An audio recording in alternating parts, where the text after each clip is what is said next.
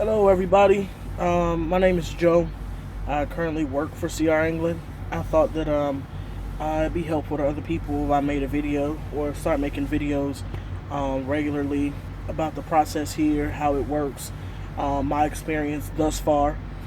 Um, right now, I have nothing necessarily bad to say. Um, Let me just start with this. I'm been with the company for about 3 months now. I was initially a student out of the Burns Harbor location. So just in case everybody is a little confused about how that process works, um, usually you come in on a Sunday or Monday, Monday and Tuesday. It's intense studying on the matters of general knowledge, combination vehicles, and air brakes. That's Monday and Tuesday. By Wednesday, you'll be testing for your CDL permit. My best advice to you all is if the rings of paper that they give you guys, all the tests and everything they send you to take it home, study it. Really, the first few tests are pretty much just based off of memory. Because to be honest with you, when you get on the truck, all that stuff that you learned and studied and all that, most of it's irrelevant. And you could take this from me. The most thing you're going to need to know when you get on the truck is how to switch gears if you all aren't driving an automatic by that point, how to couple and uncouple, which is pretty self-explanatory, the function of your valves, the position of the fifth wheel, like, to connect and disconnect. I mean, it's real simple stuff. So pretty much all the studying and everything you're going to do is just to pass the test. So after Wednesday, you get your permit. By that Friday, you guys will be learning how to back. Backing happens for a few days. After that, after you learn how to back, then they're gonna take you out. You're gonna drive through a TA, and then they're gonna put you on the street. You're gonna drive through like a little interstate. They're gonna show you how to downshift, which is not very thorough. So I will say that they're going to show you the basics just to get you out. Don't be nervous. Just don't hit anything. If you feel uncomfortable, stop. I don't care what they say. For me, myself, downshifting was one of my biggest downfalls. I was nervous because when you downshift, even though you put the gear in neutral, you're still accelerating. So you feel like you're going to hit the car in front of you.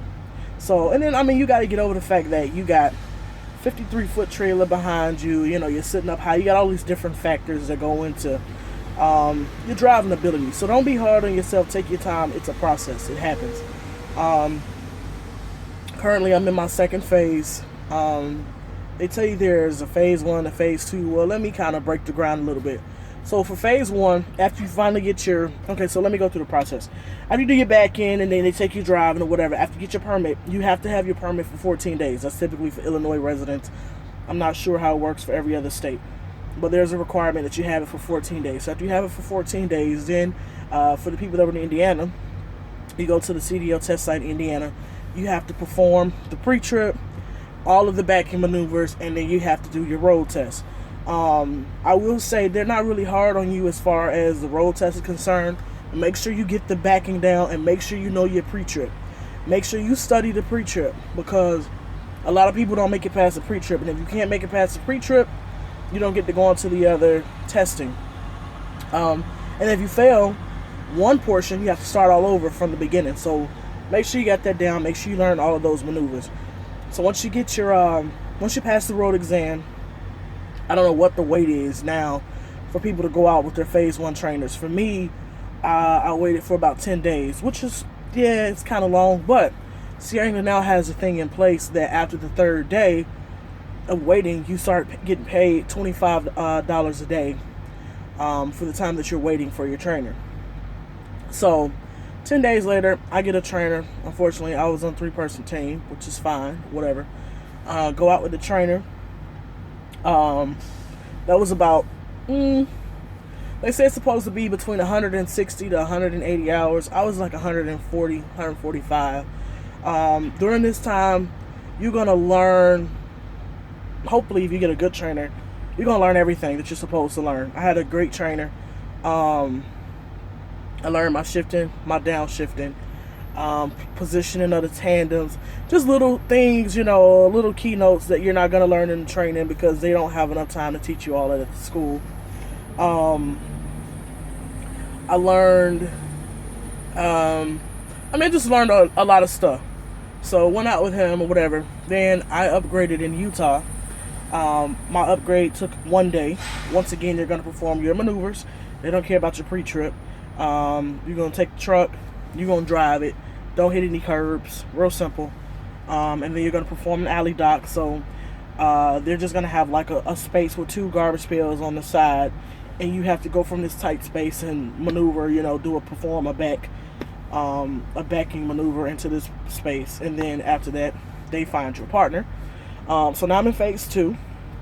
I'm a second seat. For the most part, training is over. During training, people wonder what the pay is. It varies by your state. While you're on duty, you make $10 an hour. And then while you're off duty, you make whatever your state's minimum wage is, okay? Off duty is not sleeper berth time, so don't confuse the two.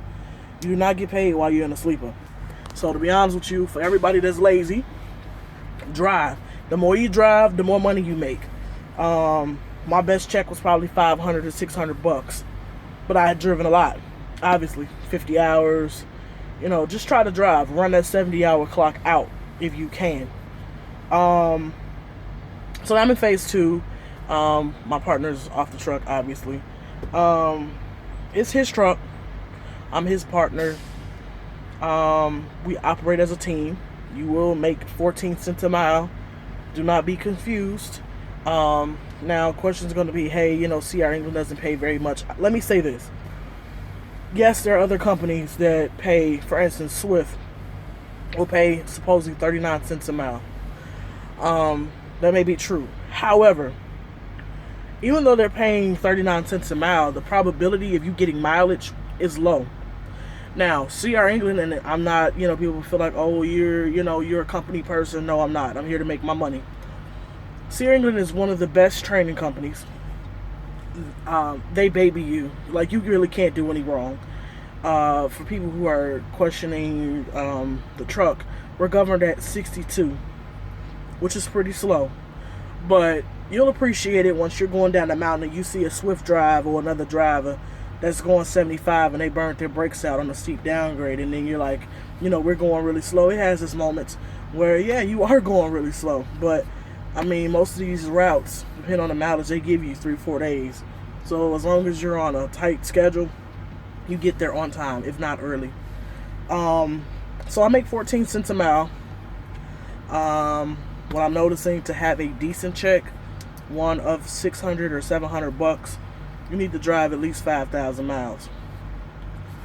My best advice, be positive. As a rookie, you're not going to come out the gate making 49 cents a mile. That's just unrealistic. And if you have that expectation, then I advise you to change your mind. Go in positive. Get your feet wet. Learn the business. Learn as much as you can. Somebody may want to ask me, what are some of the difficulties that I face being on a truck? Partnership is important. Okay? 9 times out of 10, you're going to get partnered with somebody that you don't know. I'm going to tell you what some of the issues are. And maybe you can consider them cultural differences. For me, it's hygiene. I have to wash up every day. I have to shower every day. I work with people who don't feel the same way. And we're in a very confined space. So in saying that, you're going to have to forget everything you know about being at home. Showering every day, home-cooked meals. All of that comes to an end. Like, you're living a road life. Okay? So, kind of put all that stuff to the side. Be open. Be receptive. Respond well. Try to adapt to your situation. Make the best out of it. And it only lasts for so long. Okay? Contrary to popular belief, according to Season, veteran employees. Your first year at CR England is your worst year. You might make $40,000, which is fine. After that, you have the opportunity to make more money. Okay, so I'm just telling you what I was told. But like I said, I'll post more videos. If anybody has any questions, let me know. I don't mind answering them because, like I said, I was once in that position before I even applied to CR England. Came on here to find videos or current videos from current drivers, from people that have gone through the schooling and been through the process already. And that selection is very limited.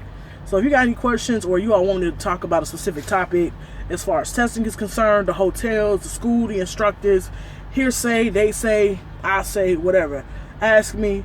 I'll be more than happy to assist you with that. All right, you all take it easy.